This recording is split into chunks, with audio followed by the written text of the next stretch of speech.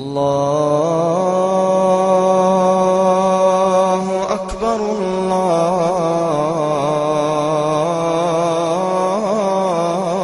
الله أكبر الله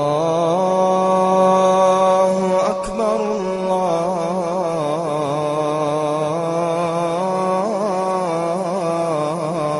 الله أكبر. Frères et sœurs, assalamu alaikum wa rahmatullahi wa barakatuh. Alhamdulillahi rabbil alamin. Qu'Allah soit loué et fasse de nous une communauté forte, solide, solidaire, aimable et humble devant lui. Allahumma rabbana amin. Chers frères et sœurs, le thème du jour est intitulé comme suit: l'importance de l'invocation ad-dua en islam, qu'en est-il? Qu'Allah nous y assiste, nous en donne la bonne compréhension et nous permette d'en tirer convenablement avantages et profits ici-bas et dans l'au-delà. Allahumma rabbana amin. Chers frères et sœurs,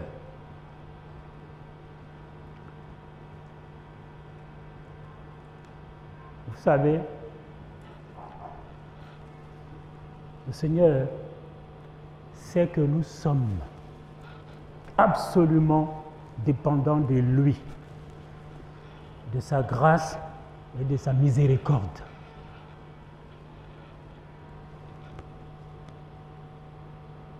Il sait que c'est lui qui est le parfait riche, qui se passe de tout et de tous, n'ayant besoin de rien ni de personne. Et il est digne de louange, comme il nous l'a dit dans le Saint-Coran, chers frères et sœurs. Il sait donc que sans lui, nous ne sommes rien. Nous ne pouvons rien, nous ne savons rien et nous ne possédons rien.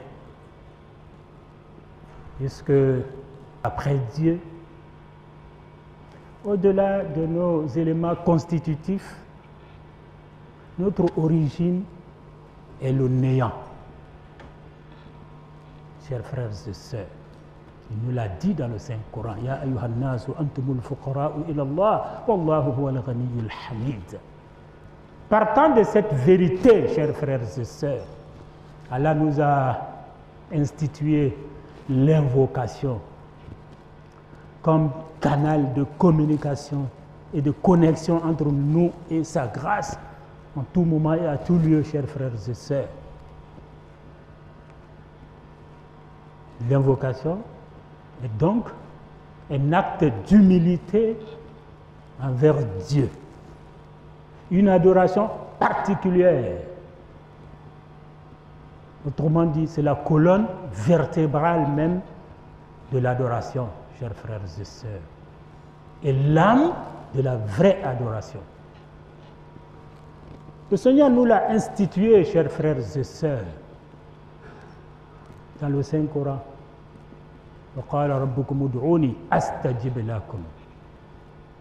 Votre Seigneur dit: invoquez-moi, je vous répondrai.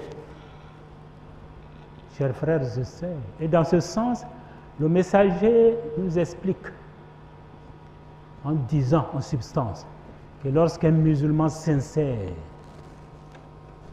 invoque humblement Dieu avec sincérité, qu'il sache qu'Allah répondra certainement.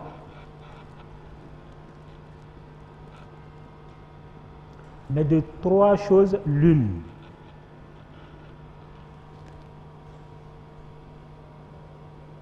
il exaucera ses prières, ses invocations, mais de trois choses l'une. Soit il lui accorde de sa grâce et sa miséricorde exactement ce qu'il a voulu. Soit il lui en donne un substitut équivalent ou meilleur, soit il le réserve là-bas, au paradis ou dans l'au-delà, chers frères et sœurs. Pour bien schématiser, chers frères et sœurs, cette parole prophétique, sachez que en matière d'invocation ou de grâce et de miséricorde d'Allah, il y a 3 compartiments à la portée des serviteurs. Puisque la vie d'ici-bas est complexe. Les situations sont aussi nombreuses que complexes et compliquées. Et l'être humain est relatif en science et en sagesse. Et le lien entre ce monde complexe et le Seigneur, ses décisions, ses décrets, sa science et sa sagesse, le lien nous échappe généralement. Sauf si Dieu veut bien nous en informer d'une manière ou d'une autre. Pour cela, les 3 compartiments sont là. Et vous allez voir que le serviteur qui s'adonne, qui s'applique à l'invocation n'est jamais perdant. Il aura sa part devant tous ces compartiments-là, contrairement aux autres, chers frères et sœurs, mais de manière différente. Conjugué à l'agrément divin, à la bénédiction, à la lumière, à la proximité de Dieu et au paradis dans l'au-delà. Chers frères et sœurs, le premier compartiment, il y a des choses dans la vie d'ici-bas qu'Allah a décidé dans sa science infinie et sagesse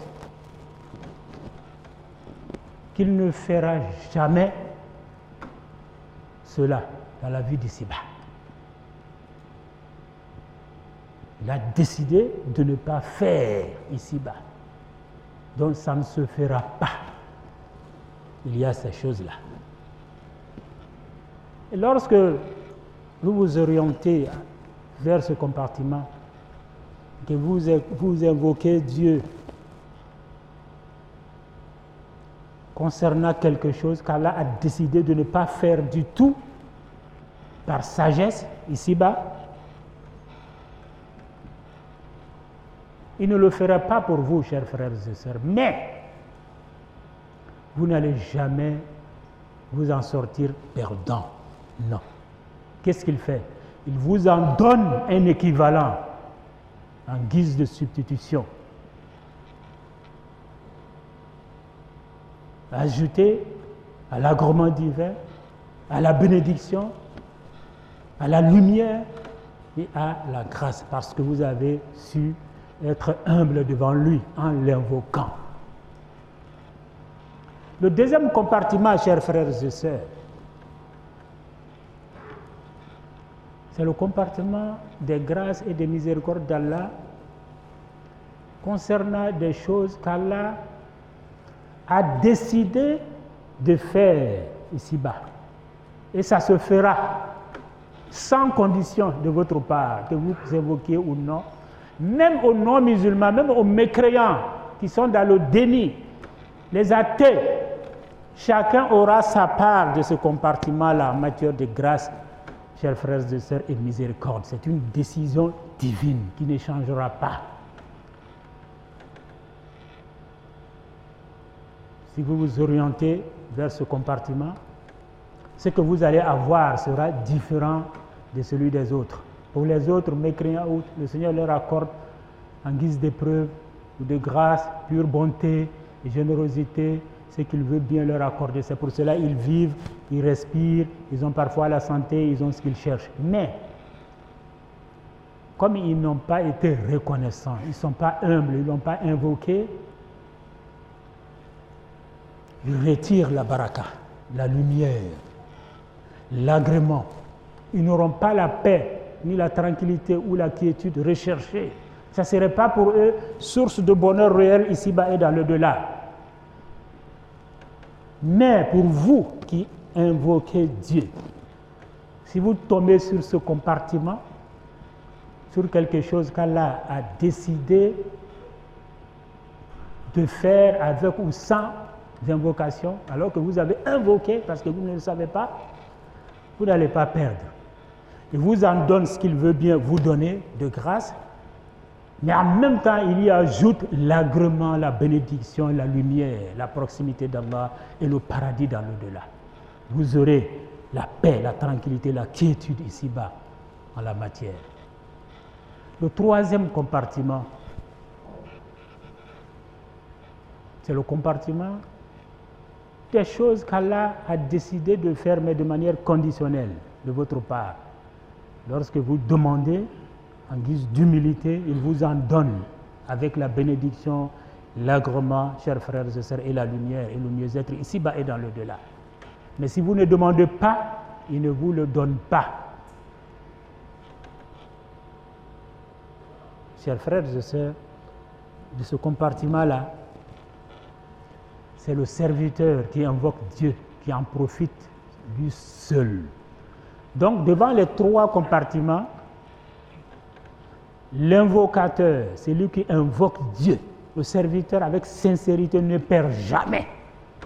Tout est transformé en opportunité, en grâce, en bénédiction, en agrément et en exaucement. Par la grâce d'Allah et sa miséricorde.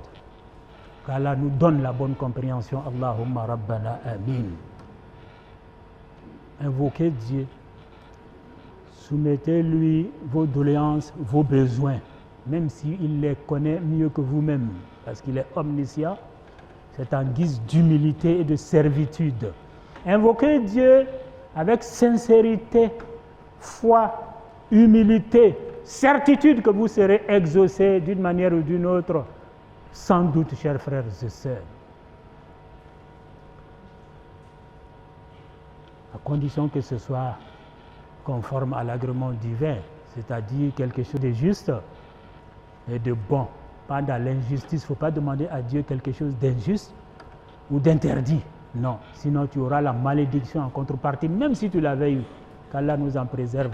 Allahumma Rabbana Amin. Chers frères et sœurs, qu'Allah fasse de nous des musulmans sincères et pieux. Allahumma Rabbana Amin. Qu'Allah nous protège et protège notre beau pays. Surtout, nous avons commencé et nous allons continuer. Bientôt, ce sera les élections par la grâce de Dieu. C'est le moment de doubler les invocations pour la paix, la tranquillité, la sécurité, la quiétude pour notre beau pays et tous ses habitants. Qu'Allah nous entende. Allahumma Rabbana Amin. Qu'Allah protège notre pays et nous protège et tous ses habitants de toutes les calamités, de tout ce que nous pouvons redouter, chers frères et sœurs. Allahumma Rabbana Amin. Qu'Allah fasse en sorte que la paix, la concorde, la compréhension demeure entre eux. Allahumma Rabbana Amin. Les responsables à qui le Seigneur a confié le gouvernail du navire ont besoin d'assistance divine. Qu'Allah les assiste afin que le navire accoste à bon port dans de bonnes conditions. Allahumma Rabbana Amin. Qu'Allah nous protège et nous aide. Allahumma salli ala sayyidina Muhammadin wa ala alihi wa sahbihi wa sallim taslima. Rabbana atmim lana nurana waghfir lana innaka ala kulli shay'in qadir.